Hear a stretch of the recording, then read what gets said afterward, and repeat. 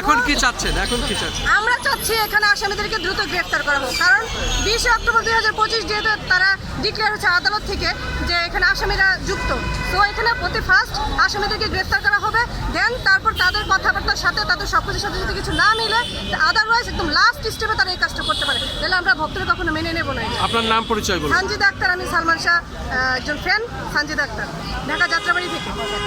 আপনারা যে একের পর এক এইভাবে মানববন্ধন করছেন এবং এর আগে সালমান শাহর আম্মাও অনেকবার সংবাদ সম্মেলন করেছেন এবং উনি ন্যায় বিচার চাচ্ছেন, তাই ন্যায় বিচার যে এই প্রত্যাশা নিয়ে আজকে আপনারা মাননীয় প্রধানমন্ত্রীর দৃষ্টি আকর্ষণ করার জন্য জাতীয় প্রেস ক্লাবের সামনে দাঁড়িয়েছেন, তা আপনারা কি কতটুকু আশা করেন যে এই বিচারটা কতদিনের ভিতরে পাবেন? আমাদের বর্তমান যে প্রধানমন্ত্রী, উনি যেহেতু অঙ্গীকার করেছে উনি ন্যায় বিচার প্রতিষ্ঠা করবে, সেই 1996 থেকে এ পর্যন্ত অনেকবার সব সরকারি আসতে গেছে, আসলে সালমান ভাইয়ের হত্যার বিচারটা এখনো হয় নাই।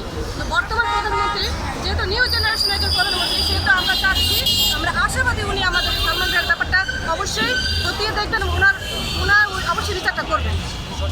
বিচারের প্রত্যাশা, হ্যাঁ বিচারের প্রত্যাশা, বিচারটা করবেন।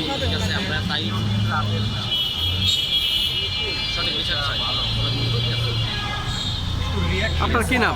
আমার নাম জহির, ব্রাহ্মণবাড়ির থেকে এসেছি। আমি সালমান ভাইয়ের সঠিক বিচার চাই। আচ্ছা,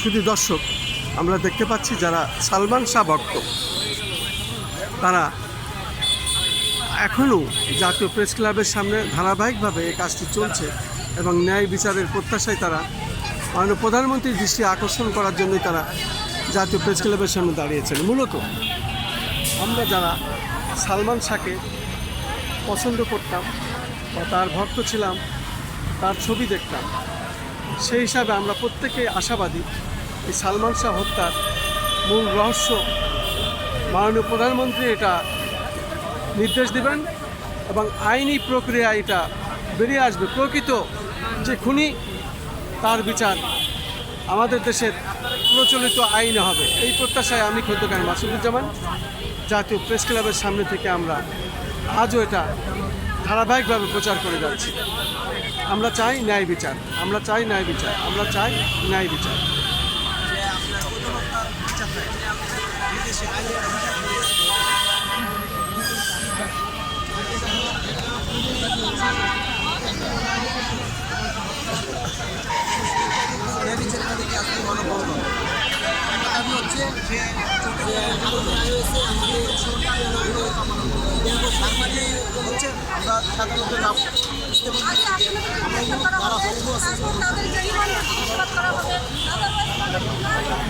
আমরা